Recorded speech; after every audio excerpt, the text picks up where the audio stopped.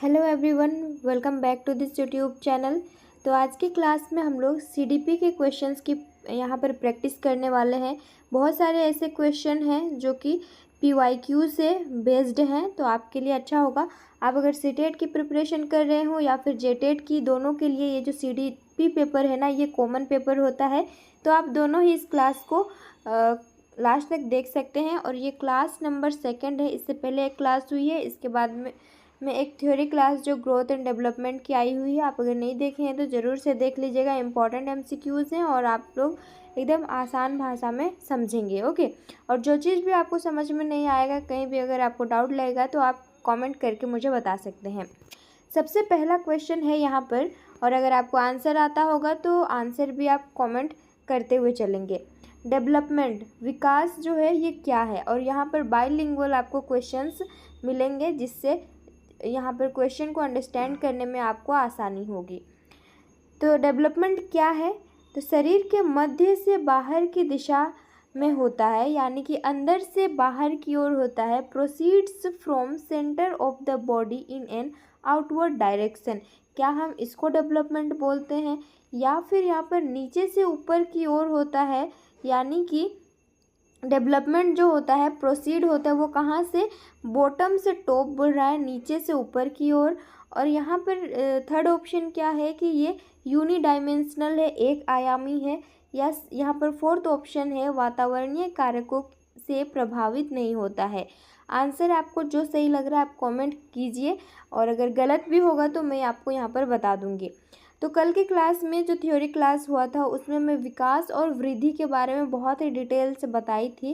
तो यहाँ पर देखो, जो डेवलपमेंट है ना, यूनिडायमेंशनल नहीं होता है, ये क्या होता है? मल्टी डायमेंशनल होता है, बहुआयामी होता है। और इस पर, विकास पर या फिर वृद्धि पर, वातावरण और आनुवांशिक दोनों का ही प्रभाव पड़ता है। तो 3 और 4 ऑप्शन नहीं होगा।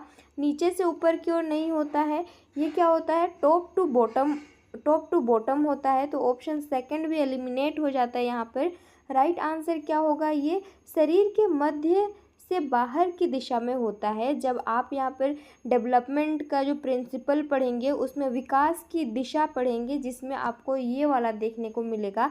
इट मीन्स कि आंसर हमारा ऑप्शन फर्स्ट होगा। और डेवलपमेंट के बारे में आप जानते ही होंगे, ये गर्भधारण के समय से लेकर के उसके बाद से जीवन पर्यंत ये जो प्रोसेस है, ये ग्रेजुअल और कॉन्टिन्यूअस प्रोसेस है, यानी कि निरंतर ये विकास चलता रहता है। अगर वृद्धि इंसान का नहीं भी होना तो उसमें डेवलपमेंट होती ही रहती है।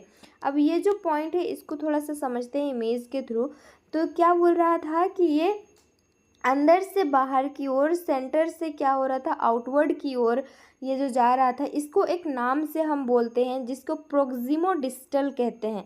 जैसे कि ये इनर है, इसके बाद ये क्या हो रहा है? बाहर की ओर ये इसका जो है डेवलप हो रहा है, इसको प्रोक्सिमो डिस्टल कहेंगे। और यहाँ पर टॉप टू बॉटम जो डेवलपमेंट होगा, जैसे यहाँ पर हेड टू, यहाँ पर टो है, हेड टू टो, तो इसको क्या कहेंगे? सेफेलोकोडल कहेंगे। जब विकास का प्रिंसिपल पढ़ेंगे तो उसमें दिशा का प्रिंसिपल एक आएगा, तो उसमें इन सारी चीज़ों को आपको पढ़ने को मिलेगा। तो ये 2 दिशा में होता है डेवलपमेंट। एक क्या होता है? ये टॉप टू बॉटम, यानी कि टॉप टू, हाँ, बॉटम, या फिर हेड टू टो आप कहेंगे इसको, सेफेलोकोडल। और प्रोक्सिमो डिस्टल जो है ये इनर से आउटवर्ड होता है। आई होप ये क्लियर हो गया होगा। आगे बढ़ते हैं। सेकंड क्वेश्चन है यहाँ पर, बच्चों के प्राथमिक सामाजिकरण के लिए जिम्मेदार कौन है? यानी कि responsible for primary socialisation of children. बच्चा का जो प्राइमरी सोशलाइजेशन होता है उसमें इसका कौन रिस्पॉन्सिबल होता है? स्कूल होता है, रिलीजियस इंस्टीट्यूशंस होता है, मास मीडिया, या फिर फैमिली? आंसर यहाँ पर हो जाएगा, यहाँ पर प्राइमरी सोशलाइजेशन जब भी बोले तो उसमें फैमिली आता है। ओके, ये हो जाएगा। स्कूल कभी भी प्राइमरी सोशलाइजेशन नहीं होता है। यहाँ बच्चे का जो है ना वो सेकेंडरी सोशलाइजेशन, उसका स्कूल उसमें आ जाएगा। नेबरहुड जो है ये सब सेकेंडरी सोशलाइजेशन में आएगा। और सोशलाइजेशन की यहाँ पर बात हुई है तो ये कॉन्टिन्यूअस प्रोसेस है। बर्थ जब हो जाता है बच्चे का, उस टाइम से, जन्म से लेकर के वो मृत्यु पर्यंत कुछ ना कुछ समाज से सीखता है, उसका सोशलाइजेशन होता है। तो इसीलिए ये एक कॉन्टिन्यूअस प्रोसेस है, सतत प्रक्रिया है। और सेकेंडरी सोशलाइजेशन की अगर हम बात करें तो जब बच्चा बाल्यावस्था के चरण से गुजरता है उस टाइम ये स्टार्ट होता है। और सेकेंडरी सोशलाइजेशन में स्कूल आ जाएगा, नेबरहुड आ जाएगा, इन सारी चीज़ों को आप याद रखिएगा। और यहाँ पर देख सकते हैं कि सीटेट पेपर 1 जो कि 2021 में हुआ था, 12 जनवरी को ये क्वेश्चन पूछा गया था। नेक्स्ट है इंक्लूसिव एजुकेशन रिक्वायर्स, जो समावेशी शिक्षा है उसके लिए क्या ज़रूरी है। यहाँ पर फ्लेक्सिबल पेडागोजी है, यहाँ पर फिर है अनएसेसिबल बिल्डिंग्स है, रिजिड माइंडसेट्स और स्टैंडर्डाइज करिकुलम जो कि मानकीकृत पाठ्यक्रम। तो इंक्लूसिव एजुकेशन को अगर आप समझ जाएंगे तो आंसर इसका बहुत ही अच्छे से दे सकते हैं। इंक्लूसिव एजुकेशन क्या होता है, इसका अर्थ क्या होता है, तो यहाँ पर सभी प्रकार के बच्चे को, चाहे वो दिव्यांग हो या फिर वो सामान्य बच्चा हो। नेक्स्ट आता है सीखने में जिनको कठिनाइयाँ होती है, लर्निंग डिसेबिलिटीज़ होते हैं बच्चों को, उन सभी इन तीनों प्रकार के बच्चों को एक ही छत के नीचे पढ़ाया जाता है, एक साथ सभी बच्चों को लेकर के चलना होता है, उसी को हम क्या कहते हैं, समावेशी शिक्षा कहते हैं। आई होप ये क्लियर हुआ। विद्यालय में सभी प्रकार के बच्चों को एक साथ शिक्षा देना ही क्या कहलाता है, समावेशी शिक्षा कहलाता है। अब यहाँ पर समावेशी शिक्षा जो है इसके लिए क्या ज़रूरी है, तो इसके लिए जो है ना ये फ्लेक्सिबल पेडागोजी ज़रूरी है। अगम्य इमारत नहीं होगा, अनम्य मानसिकता भी नहीं, मानकीकृत पाठ्यक्रम भी नहीं। और ये क्वेश्चन आप देख सकते हैं 2022 में पूछा था। तो यहाँ पर देखिए डिसेबल्ड चाइल्ड जो कि सामान्य बच्चे हैं, सभी प्रकार के बच्चे एक साथ जो है पढ़ रहे हैं। अगला क्वेश्चन है 4th नंबर, किसने प्रगतिशील शिक्षा की अवधारणा का प्रस्ताव दिया। Who proposed the concept of progressive education. Thorndike है, ब्रूश है, डीवी है और एडम्स है। आंसर क्या होगा 4th का, तो प्रोग्रेसिव एजुकेशन का जो कॉन्सेप्ट था ना, ये किसने दिया था, तो इस कॉन्सेप्ट को जॉन डीवी ने दिया था। और ये एक अमेरिकन फिलोसोफर थे, याद रखिएगा इसको, अमेरिकन फिलोसोफर थे। और प्रोग्रेसिव एजुकेशन में इन्होंने करके सीखने पर बल दिया था, लर्निंग बाय डूइंग पर इन्होंने एम्फसाइज किया था। किसने, तो जॉन डीवी ने। और ये वही जॉन डीवी है जिन्होंने टीचिंग को ट्राइपोलर कहा था, जिसमें टीचर, स्टूडेंट और करिकुलम ये तीनों को शामिल किया था। John Dewey is the right answer. Next है 5th number question, a child is facing regular difficulty in writing. एक बच्चा है जो कि वो निरंतर क्या कर रहा है, लिखने में उसको दिक्कत आ रही है, प्रॉब्लम का सामना उसको करना पड़ रहा है। आगे है she also experiences uh challenges in uh formation of alphabets and spacing of words. यानी कि वो जो अक्षर है ना उसको बनाने में और शब्दों के बीच में, दो शब्द के बीच में जो यहाँ पर स्पेस होता है उसको मतलब वो महसूस नहीं कर पा रही है, उसको चैलेंजेस के रूप में वो महसूस करती है। तो यह लक्षण किस अधिगम विकार की ओर इशारा करते हैं, तो ये क्या होगा आंसर इसका, डिसलेक्सिया होगा, डिस्ग्राफिया होगा, डिस्कैल्कुलिया होगा या फिर ADHD होगा। बच्चा जो है यहाँ पर राइटिंग में उसको डिफ़िकल्टी फेस हो रहा है।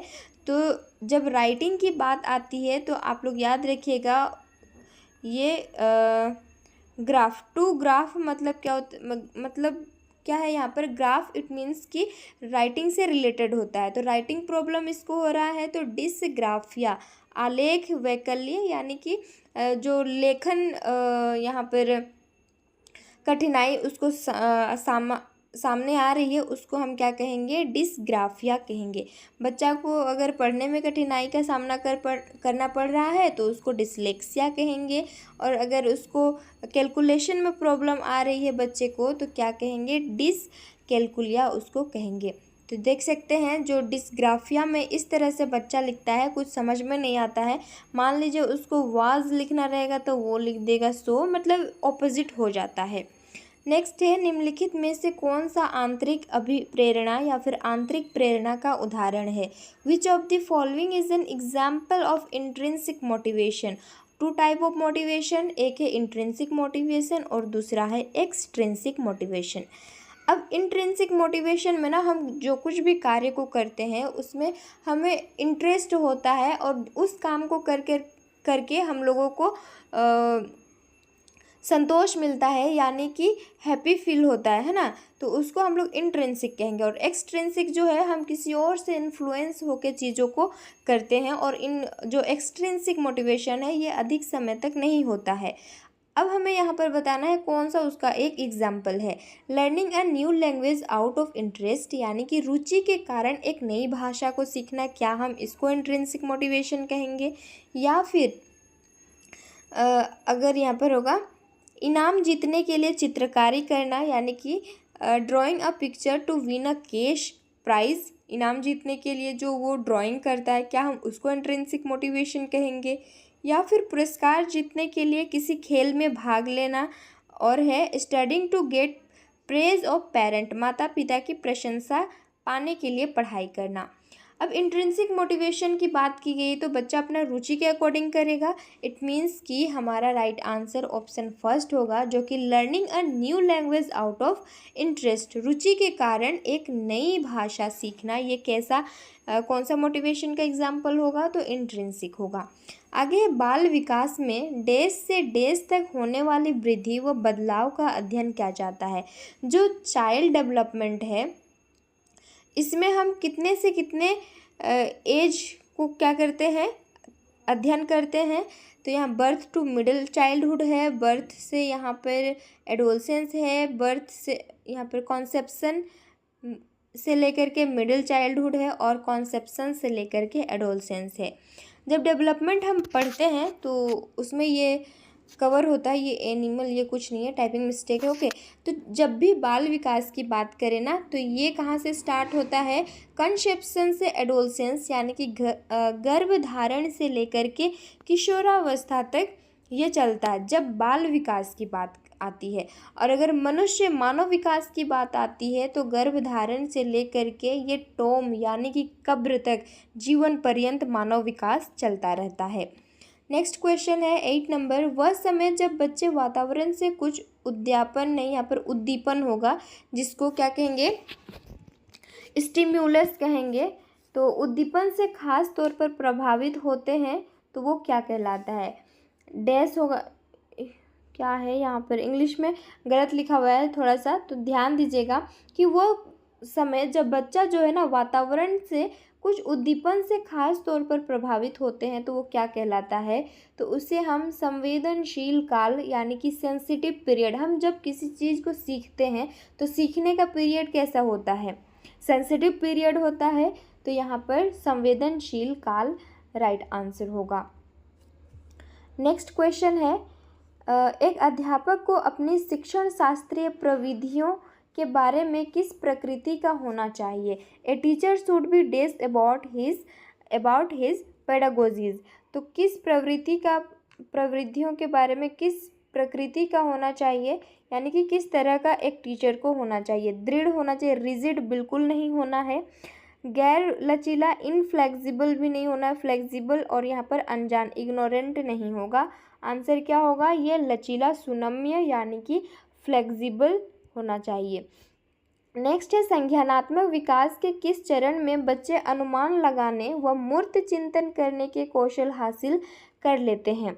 कॉग्निटिव डेवलपमेंट हम लोग पढ़े ही हैं, जो जीन पियाजे का है, 4 स्टेज उन्होंने बताया है। तो यहाँ पर पूछा है कि कौन से चरण में बच्चा जो है ना अनुमान लगाता है, साथ ही साथ अमूर्त चिंतन, एब्स्ट्रैक्ट और लॉजिकल थिंकिंग वो करने लगता है, कौशल हासिल कर लेते हैं, कौन से विकास के चरण में? संज्ञानात्मक विकास के चरण में। तो सेंसरी मोटर ऑर्गन में तो नहीं होता है क्योंकि बच्चा अपना सेंस से ही यहाँ पर करता है। प्री ऑपरेशनल नहीं होगा, कंक्रीट भी नहीं होगा। आंसर क्या होगा यहाँ पर? फॉर्मल ऑपरेशनल हो जाएगा, जो कि 11 से 15 वर्ष तक होता है। और सेंसरी मोटर स्टेज जो है ना ये होता है 0 से 2, इसके बाद 2 से 7 होगा यहाँ पर, और 7 से 11 और 11 से 15, इस तरह से इनका स्टेज को बांटा गया है। नेक्स्ट है, निम्नलिखित में से कौन सा स्थूल गतिक कौशल है? Which of the following is gross motor skill? Motor skill को जब हम पढ़ेंगे तो ये 2 प्रकार का होता है। एक क्या होता है, ग्रोस मोटर स्किल होता है, और दूसरा होता है फाइन मोटर स्किल। अब ये ग्रोस मोटर स्किल और फाइन मोटर स्किल क्या होता है इसको समझ लेते हैं। तो ग्रोस मोटर स्किल में ना हम क्या करते हैं, हमारे आर्म्स और यहाँ पर लेग्स की जो मसल्स होती है, बड़ी मसल्स जो होती है उसको काम में लेते हैं। फॉर एन एग्जाम्पल, जैसे कि रनिंग करते समय हम हमारा पैर यानी कि हम रनिंग करते हैं, और नेक्स्ट है ड्राइविंग करते हैं, स्विमिंग करते हैं, तो ये सब क्या हो जाता है, ग्रोस मोटर स्किल हो जाता है ना, और जिसमें कि बड़ी मसल्स यूज़ होती है हाथ पैर की। और फाइन मोटर स्किल में क्या होता है, इसमें फिंगर्स यूज़ करते हैं, आइज़ मसल्स हमारे यूजेस में आते हैं, और इसका एग्जांपल आप लोग लिख लीजिएगा। जैसे यहाँ पर सुई में धागे को पिरोना, मेहंदी लगाना, ये सब क्या होता है, फाइन मोटर स्किल होता है। तो अब यहाँ पर मैं एग्जांपल बता दी हूँ तो आंसर आप कर ही सकते हैं। क्या होगा यहाँ पर, ग्रोस मोटर स्किल पूछा है तो ऑब्वियस है बड़ी मसल्स यहाँ पर काम आएंगी, आर्म एंड लेग की, तो ये तैरने में हम लोग यूज़ करते हैं, स्विमिंग में। नेक्स्ट क्वेश्चन है, निम्नलिखित में से कौन सा कारक समस्या समाधान को बढ़ावा देता है? Problem solving is fostered by, किसके वो कौन सा फैक्टर है? अब सारी चिंतन होगा, निष्क्रिय अनुसरण, प्रतिक्रिया सेट, या फिर कार्यात्मक स्थिरता। तो कार्यात्मक स्थिरता नहीं होगा, रिस्पॉन्स सेट भी नहीं होगा, फिक्स्ड वाली चीज़ें यहाँ पर नहीं होंगी, पैसिव इमिटेशन भी नहीं होगा। आंसर क्या होगा, डाइवर्जेंट थिंकिंग होगा। डाइवर्जेंट थिंकिंग, बच्चा प्रॉब्लम अगर उसके सामने आएगा तो वो कई तरीके से क्या करता है, चिंतन करने लगता है, कई तरह से वो सोचने लगता है, जिससे प्रॉब्लम सॉल्विंग जो है, समस्या समाधान में उसको बढ़ावा मिलता है। तो यहाँ पर अब सारी चिंतन आंसर होगा। नेक्स्ट है, शिक्षा को बाल केंद्रित बनाने के लिए निम्न में से क्या बदलाव ज़रूरी है?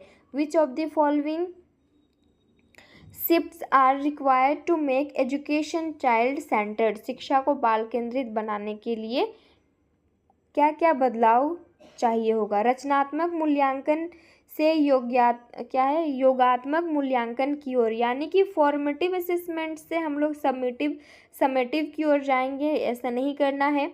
कंठस्थ स्मरण से क्रिया आधारित अधिगम की ओर, यानी कि रोट मेमोराइजेशन जो होता है, इसमें हम एक्टिविटी बेस्ड लर्निंग को अपनाएंगे। या फिर फ्रॉम डिस्कवरी टू लेक्चर, पहले हम खोज कराएंगे फिर उसको लेक्चर देंगे, ऐसे नहीं।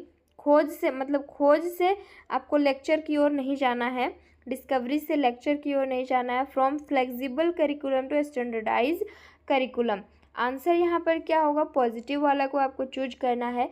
तो रोट मेमोराइजेशन जो है ना, इसको हम ख़त्म करके एक्टिविटी बेस्ड लर्निंग को हम यहाँ पर अपनाएंगे। तो शिक्षा को बाल केंद्रित बनाने के लिए रोट मेमोराइजेशन से एक्टिविटी बेस्ड लर्निंग कराएंगे। आगे है, आउट ऑफ द बॉक्स चिंतन किससे संबंधित है? Out of the box thinking is related to what? स्मृति आधारित चिंतन, memory based thinking, divergent thinking, अभिसारी और अनुकूल चिंतन। आंसर 14 का होगा यहाँ पर डाइवर्जेंट थिंकिंग होगा। आउट ऑफ द बॉक्स हम लोग चिंतन जो करते हैं वो डाइवर्जेंट थिंकिंग से रिलेटेड है। आगे है, निम्नलिखित में से कौन सा आयु समूह पूर्ववर्ती यहाँ पर होगा, बाल्यावस्था श्रेणी से के अंतर्गत आता है? यानी कि विच of the following age group falls under letter childhood? परवर्ती, अच्छा सही है, यहाँ पर कहाँ गया वो क्वेश्चन, परवर्ती यानी कि लेटर चाइल्डहुड आता है। 18 से 24 तो नहीं होगा, जन्म से 6 वर्ष, या फिर 6 से 11, या फिर 11 से 18। चाइल्डहुड को हम लोग 2 पार्ट में बांटते हैं, एक तो अर्ली चाइल्डहुड में बांटते हैं, दूसरा है लेटर चाइल्डहुड। अर्ली चाइल्डहुड का जो टाइम है इसे हम मानते हैं 2 से 6 साल के बीच एज को हम लोग अर्ली चाइल्डहुड बोलते हैं। और है यहाँ पर लेटर चाइल्डहुड जो है 6 to 11 और 12 ईयर्स को लेटर चाइल्डहुड मानते हैं। तो आंसर क्या होगा यहाँ पर? ऑप्शन सी हो जाएगा right answer. Okay, option C is the correct answer. Next है 16 नंबर गायब हो गया है, इसके बाद 16 होता, बच्चों का विकास डेज से डेज की ओर होता है। Development of children proceed from days two days है। तो विशिष्ट से सामान्य यानी कि स्पेसिफिक टू जनरल, और सिर से पैर नहीं सॉरी पैर से सिर है, केंद्र से बाहर है, और जटिल से सरल है।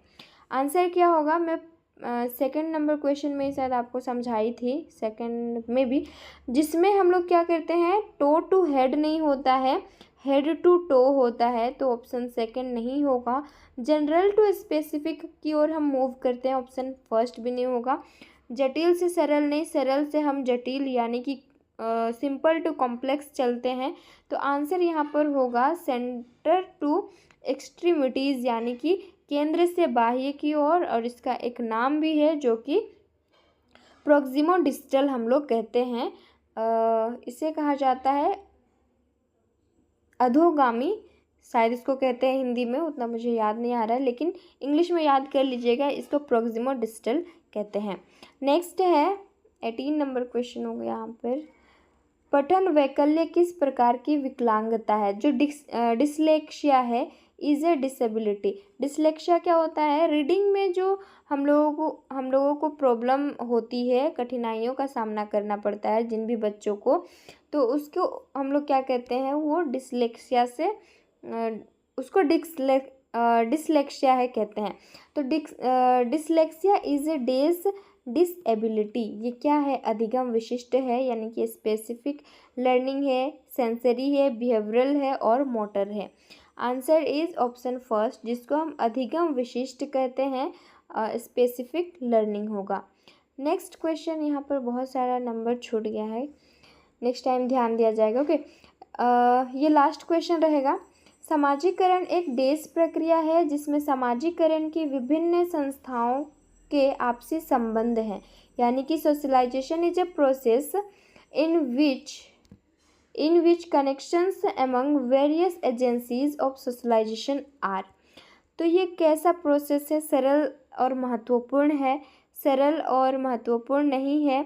तो जहाँ भी सोशलाइजेशन की बात आए और वहाँ पर सिंपल हो तो वो गलत हो जाएगा। सरल नहीं होता है, जटिल महत्वपूर्ण, और जटिल और महत्वपूर्ण नहीं है।